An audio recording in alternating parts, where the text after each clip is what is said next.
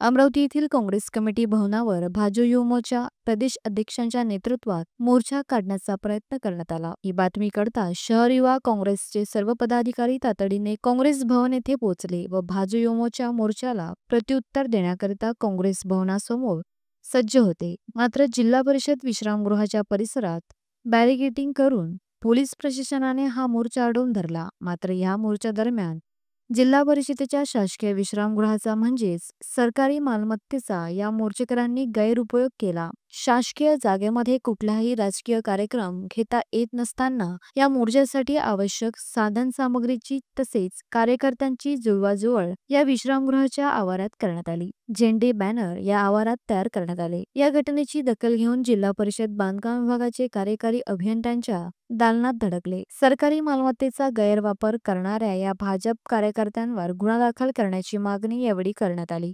मात्र हा विषय सीओच्या अखत्यारीत असल्याचे त्यांनी सांगताच सीओच्या केबिनला युवक काँग्रेस कार्यकर्ते पोहोचले व तेथे ठिय्या देत प्रशासनाच्या विरोधात तीव्र नारेबाजी करण्यात आली। अरे नाही चलेगी नाही चलेगी प्रशासनाचा भाजपच्या कटपुतली प्रशासनाचा भाजपच्या कटपुतली प्रशासनाचा ज्यावेळी हा प्रकार घडला या संपूर्ण प्रकरणाची फुटेज पत्रकार बंधू व मीडियाकडे आहे आणि या प्रकरणाची जाब विचारण्याकरता सीओ व अभियंत्याकडे आलो असता संपूर्ण पत्रकार व मीडिया बंधूंना बाहेर हाकलण्याचा प्रकार करतात।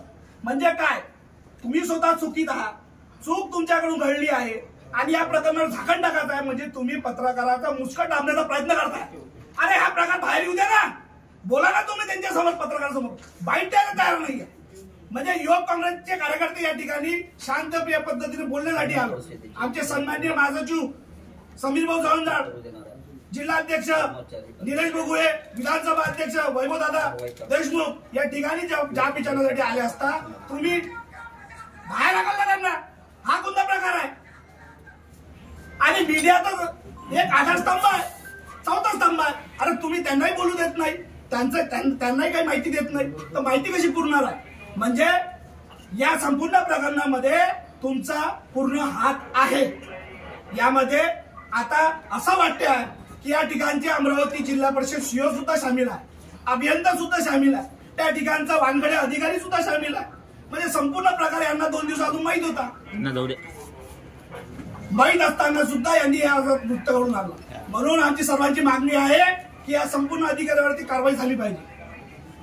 काँग्रेस जिंदाबाद। यानंतर जिल्हा परिषदेच्या सीओ मोहपात्रा यांनी संबंधित जबाबदार अधिकारी व कर्मचाऱ्यांकडून खुलासा मागून या मोर्चेकरांवर योग्य ती कारवाई करण्याचे आश्वासन काँग्रेस पदाधिकाऱ्यांना दिले आहे।